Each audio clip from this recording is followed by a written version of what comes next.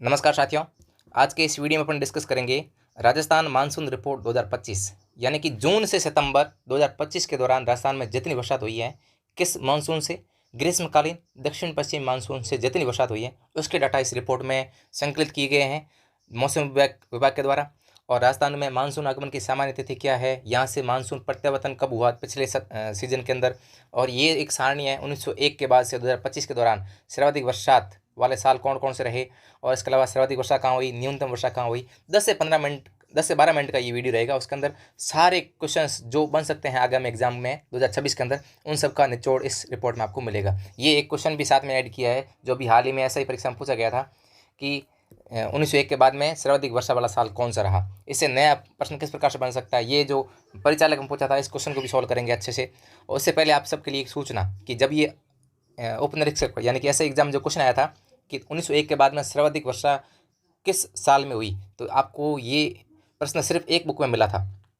राजस्थान भूगोल और अर्थव्यवस्था ज्ञान स्वरूप पब्लिकेशन से आती है। इसके पहले संस्करण में, द्वितीय संस्करण मई में आया है, अभी मार्केट में उपलब्ध है। आप दुकानदार से जरूर मांगे ये प्रति अपनी। ज्ञान स्वरूप पब्लिकेशन से आती है, लेखक भंवरलाल कड़ला। कुल पेज इसके अंदर 322 हैं। राजस्थान में हर जिले में पहुंच गई है ये। उसके अलावा आप अगर ऑनलाइन मंगवाना चाहते हैं तो कई वेबसाइट्स भी इसको उपलब्ध कराती हैं, जैसे Rajdeep book depot, Payal book depot, Mittal book depot, ऐसे आप सेकंड संस्करण लेंगे उनसे, है ना। और अमेजन पे भी डाल दिया गया है। उसके अलावा अगर आप व्हाट्सएप से मंगाना चाहते हैं तो ये ज्ञान सरोवर पब्लिकेशन के व्हाट्सएप नंबर है, इस पर सीधा आप मैसेज करके ऑर्डर कर सकते हैं। तो अब शुरू करते हैं। ये जो क्वेश्चन आया था उप निरीक्षक में आया था ऐसे एग्जाम के अंदर, तो ये अपनी सिर्फ इस बुक के अंदर था। अब तो लगभग सबने ऐड कर लिया है। तो इस रिपोर्ट की शुरुआत करते हैं कि राजस्थान में मानसून का आगमन किस तिथि को होता है, यानी कि सामान्य तिथि क्या है मानसून के आगमन की। तो ये राजस्थान की आर्थिक समीक्षा में 2023-24 के अंदर इसको मेंशन कर रखा था कि 15 जून राजस्थान में मानसून आगमन की सामान्य तिथि है। तो 2025 में कब कब आया, 15 जून को आ गया क्या? नहीं, इससे 3 दिन लेट आया, यानी कि 3 दिन लेट 18 जून 2025 को ये राजस्थान में आया मानसून। और 18 जून को आते ही पूरे राजस्थान में एक साथ बरसात हो गई? नहीं, 29 जून तक पूरे राजस्थान में इसने मानसून ने 29 जून तक एक भी ऐसा स्टेशन नहीं रहा जहाँ पर बरसात नहीं हुई। लगभग राजस्थान को कवर कर लिया 29 जून को। ठीक, अब देखते हैं मानसून प्रत्यावर्तन। प्रत्यावर्तन के यहाँ से वापस कब गया, है ना। ये पूरे राजस्थान से 26 सितंबर को गया। लेकिन आपको एक छोटी सी जानकारी देना चाहता हूँ कि राजस्थान में मानसून के प्रत्यावर्तन की सामान्य तिथि क्या है। मानसून प्रत्यावर्तन की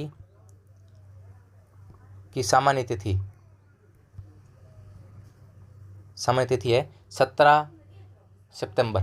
लेकिन 2025 के अंदर ऐसा हुआ कि थोड़ा सा इन्होंने कहा कि हमने बरसात बहुत ज़्यादा कर दिया आपके, है ना। 21वीं शताब्दी की सर्वाधिक वर्षा 2025 में हो चुकी है, तो अब क्या करते हैं, हम यहाँ से विदा लेते हैं। तो ये 17 सितंबर जो सामान्य तारीख है ना, इससे 3 दिन पहले ही इसने विदा ले लिया। यहाँ से 14 सितंबर से विदा होना शुरू हो चुका था राजस्थान के कुछ भागों से, है ना। और उसके बाद में 26 सितंबर को पूरे राजस्थान से ये विदा हो गया, यानी कि इसके बाद में राजस्थान में बरसात नहीं हुई, किसी स्टेशन पर इतनी बरसात नहीं हुई। ठीक, अब राजस्थान में मानसून सीजन जो कि दक्षिण पश्चिम मानसून का जून से सितंबर के दौरान रहता है, तो 2025 के अंदर कितनी बरसात दर्ज की गई? 715.9 मिलीमीटर बरसात। ये अभी किसी एग्जाम में पूछा नहीं है, लेकिन ये पूछा जाएगा। क्यों पूछा जाएगा? क्योंकि ये 21वीं शताब्दी की सर्वाधिक बरसात है। ठीक है, याद रखेंगे 2025 के अंदर कितनी बरसात हुई है? 715.9 मिलीमीटर। 715.9 मिलीमीटर 2025 का जो मानसून सीजन था, इतनी बरसात दर्ज की गई है, 715.9 मिलीमीटर। तो ये सामान्य जो औसत होता है उससे कितने प्रतिशत विचलन है। विचलन का अर्थ ये होता है कि औसत कितना है, औसत से कितनी अधिक हो गई या कितनी कम हो गई। ठीक है, ये जो चेंज होता है, परिवर्तन जो होता है, वो 64% दिखाता है। ठीक है, ये 64% जो है विचलन दिखाता है। सामान्य जो राजस्थान का औसत है कितना है, सामान्य औसत 435। ध्यान रखना, ये जो है ये सारणी आप देखो एक बार। ये राजस्थान में 1971 से 2020 के अगर मध्य का औसत निकाला जाए तो 435.6 मिलीमीटर है। ये राजस्थान में इतनी बरसात होती है, औसत बरसात इतनी होती है। वो जो 57.51 सेंटीमीटर का डाटा है वो पुराना हो चुका है। 1971 से 2020 का नया डाटा आ चुका है। कितनी होती है? 435.6 मिलीमीटर है। इसको अगर अपन चेंज करें सेंटीमीटर के अंदर तो हो जाएगी 43.5 सेंटीमीटर। ठीक है, ये क्या है? ये राजस्थान की बरसात का औसत है 1971 से 2020 के मध्य का, याद रखेंगे। ठीक, अब इसको पूर्वी राजस्थान और पश्चिमी राजस्थान में बांट रखा है। तो पूर्वी राजस्थान में होता है 626 मिलीमीटर और पश्चिमी राजस्थान में होता है 283 मिलीमीटर। ठीक है, 6 सबके कॉमन आ रहा है पीछे, तो उसको याद करने की जितनी आवश्यकता नहीं है, लेकिन आप शुरुआती याद रखेंगे कि पूर्वी राजस्थान में होता है 626 और पश्चिमी राजस्थान में होता है 283। ठीक है, अब देखते हैं 2025 के अंदर क्या मामला हुआ है। 2025 के अंदर जो सामान्य औसत है उससे 715 हो गई। सामान्य औसत था 435, इतनी एक्सपेक्टेशन थी राजस्थान से, इतनी बरसात होगी, लेकिन हो कितनी गई 715, यानी कि ये कितना प्रतिशत विचलन है, 64% विचलन है। अधिक दिखाता है ना 64%, अगर आप इसका अंतर निकालेंगे ना तो ये 64% अधिक है। पूर्वी राजस्थान में भी 626 होनी चाहिए थी, लेकिन वो कितनी गई 1010 मिलीमीटर हो गई। पश्चिमी राजस्थान में भी 283 की था, तो 200 ज़्यादा हो गई, लगभग 200 मिलीमीटर ज़्यादा बरसात हुई है पश्चिमी राजस्थान के अंदर ही। ठीक है, ये आंकड़े मिलीमीटर में दिए गए हैं। अब देखते हैं सर्वाधिक वर्षा वाला साल। ये जो है क्वेश्चन अभी इसमें से आरपीसी ने पूछा है कि 1901 से 2025 के मध्य सर्वाधिक वर्षा वाला साल कौन सा था। थोड़ी बैटरी लो गई है तो उसको मैं थोड़ा सा तेज़ करता हूँ।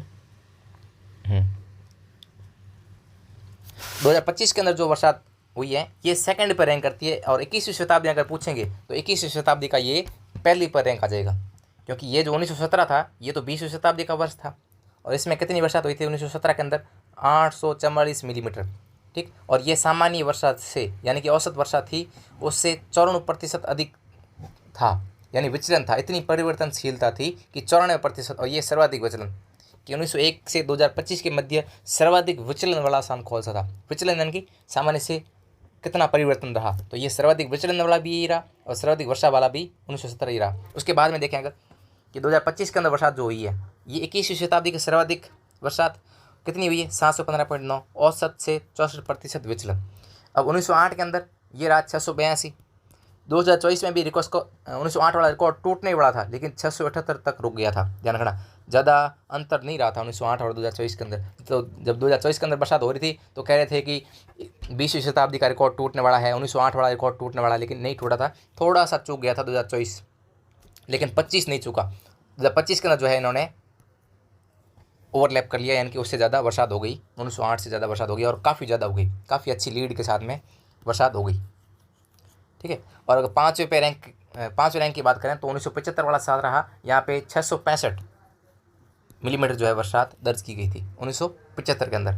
अब देखते हैं ये बरसात जो है सर्वाधिक बरसात कहाँ पे हुई, मानसून सीजन 2025 के दौरान। तो ये 12 जिला जो है यहाँ पे सर्वाधिक बरसात हुई, कितनी हुई 1593 मिलीमीटर जो है बरसात हुई है। कब हुई है, ये मानसून सीजन 2025 के दौरान। ये सोयमदपुर जो है सेकंड रैंक पे रहा। फिर देखते हैं न्यूनतम बरसात कहाँ पे हुई, न्यूनतम बरसात हुई जैसलमेर के अंदर, कितनी हुई 223 मिलीमीटर। उसके अलावा फिर सेकंड पे रहा बीकानेर 383 मिलीमीटर। ठीक है, तो ये जिले आप याद रखेंगे, क्योंकि ऑप्शन में आएगा झालावाड़, ऑप्शन में आएगा बांसवाड़ा और ऑप्शन में आएगा प्रतापगढ़, ऑप्शन में माउंट आबू भी आ सकता है, ऑप्शन में जो है जिले का अगर आएगा तो 12 भी आएगा। तो ऑप्शन क्या, आंसर क्या हो जाएगा, सर्वाधिक वर्षा में 12 जिला। ठीक है, और न्यूनतम बरसात में जैसलमेर करके आना आपको। और एक दिन में सर्वाधिक बरसात कहाँ भी हुई, तो आपको एक स्थान याद रखना है, नैनवा बूंदी। यहाँ पे एक दिन में 502 मिलीमीटर बरसात हो गई, 502 मिलीमीटर एक दिन के अंदर बरसात हो गई। और केसराय पाटन जो बूंदी के अंदर है यहाँ पे 310 मिलीमीटर हुई। फिर दौसा, 3 ये जगह आपको याद रखनी है, पहली और दूसरी आपको याद रखनी है। ये नैनवा है पहले पर, नैनवा भी बूंदी के अंदर है, और केसराय पाटन भी कहाँ पर है, बूंदी के अंदर है। ये जो है टॉप 2 जिले हैं, टू स्थान है। जिले तो 12 और सोयमदपुर है, न्यूनतम पूछे तो जैसलमेर और बीकानेर है। फिर स्थान में पूछे सर्वाधिक तो हो गया नैनवा और केसराय पाटन। ठीक, अब ये औसत मैंने आपको करवा दिया है। अब ये अच्छा क्वेश्चन है, और ये पूछा था अधीनस्थ बोर्ड ने, है ना। दीर्घावधि औसत में सर्वाधिक प्रतिशत कौन से महीने में रहता है, यानी दीर्घावधि औसत वर्षा का सर्वाधिक प्रतिशत, यानी 1971 से 2020 के मध्य सर्वाधिक बरसात कौन से महीने में होती है, ये कहना ये चाह रहा है। तो सर्वाधिक बरसात होती है जुलाई महीने के अंदर।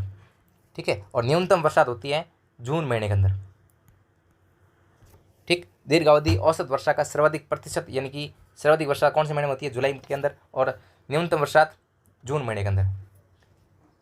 लेकिन ये ध्यान रखना, ये जो दर्ज की गई है बरसात नैनवा बूंदी के अंदर, ये अगस्त महीने में थी, 23 अगस्त को थी। और ये अगस्त महीने में ये टॉप जो 3 जिले हैं ना, 3 स्थान है जहाँ पर एक दिन में सर्वाधिक वर्षा दर्ज की गई, ये जिले तीनों ही जो है अगस्त के महीने के स्थान जो है अगस्त महीने में थे। ठीक है, लेकिन दीर्घावधि औसत की बात करें तो सर्वाधिक बरसात होती है जुलाई महीने के अंदर, और दूसरे पर अपने न्यूनतम बरसात होती है जून के अंदर। अगर बात करें दीर्घ अवधि औसत वर्षा से विचलन ये होता है कि आपसे एक्सपेक्टेशन तो थी 50 की और आप ले आए 85%। ये विचलन कितना हो गया यहाँ पे, आपको मिलेगा 35% विचलन। और अगर आपसे उम्मीद 80 की थी और अगर आप पीछे से ले आए तो यहाँ पे कितना दिखेगा अंतर आपको, 5%। तो सर्वाधिक विचलन आपको कौन से महीने में दिखेगा, ये विचलन जो है सर्वाधिक दिखा किस महीने में, जून महीने में, ठीक है। और न्यूनतम विचलन अगस्त महीने में, क्योंकि अगस्त से एक्सपेक्टेशन तो ज़्यादा रहती है ना, तो उन्होंने लगभग एक्सपेक्टेशन के अनुसार कर दिया। और जून से इतनी उम्मीद थी नहीं, तो जून ने क्या कर दिया, ज़्यादा बरसात कर दिया और जून जो है विचलन के मामले में पहले स्थान पर आता है, ठीक है। ये 2 क्वेश्चन आपके सामने रहे कि ऐसा एग्जाम पूछा था कि 1901 से 2025 के बीच में सर्वाधिक वर्षा वाला दर्ज साल कौन सा है, तो 1917 था। अब ये पूछ सकता है कि 21वीं शताब्दी में सर्वाधिक वर्षा कौन से साल में हुई, और हो सकता है ऑप्शन में 2025 नहीं दे, तो आप क्या करेंगे, आंसर इसका 2024, ठीक है। ये रहा 2024। अगर 2025 विकल्प नहीं आए तो आप करेंगे 2024, ठीक। नेक्स्ट, ये जो है कि मानसून सीजन 2024 था, उसके दौरान दीर्घ अवधि औसत वर्षा में सबसे कम प्रतिशत कौन से महीने का रहा, सबसे कम जो है दीर्घ अवधि में वर्षा कौन से महीने में होती है, तो जून इसका सही आंसर हो जाएगा। अब ये विचलन के आधार पर वर्षा वर्गीकरण किया गया है कि सर्वाधिक वर्षा वाले जिले कौन कौन से हैं, ये उनकी संख्या कितनी है। तो ये लार्ज एक्सेस का अर्थ है कि सामान्य वर्षा से 60% या इससे अधिक विचलन। तो ये लार्ज एक्सेस कितनी बरसात हुई है ना, तो 60% या इससे अधिक अगर विचलन दिखाएगा तो उसको लार्ज एक्सेस की श्रेणी में डालेंगे। और इसमें टोटल जिले थे 20 जिले, ठीक है। तो ये लार्ज एक्सेस नहीं पूछ के क्या पूछेगा कि सामान्य वर्षा से 60% या इससे अधिक विचलन वाले जिलों की कुल संख्या कितनी है, तो आप करके आएंगे 20 जिले। अगर ये पूछ ले कि सामान्य से 20% से 59% के मध्य विचलन दिखाने वाले जिलों की संख्या कितनी है, तो करेंगे आप 13, ठीक है। तो सामान्य वर्षा वाले जिलों की संख्या कितनी है, 0, ठीक है। सामान्य वर्षात वाले जिलों की संख्या है 0, यानी कि जितनी एक्सपेक्टेशन थी उस जिले से उससे अधिक ही बरसात हुई है सब जिलों के अंदर, है ना। कितना विचलन दिखाया है उससे अधिक ही बरसात हुई है सब जिलों के अंदर। तो ये रही अपनी पूरी मानसून रिपोर्ट, और ये पुस्तक अपनी राजस्थान के हर बुक शॉप पर उपलब्ध है।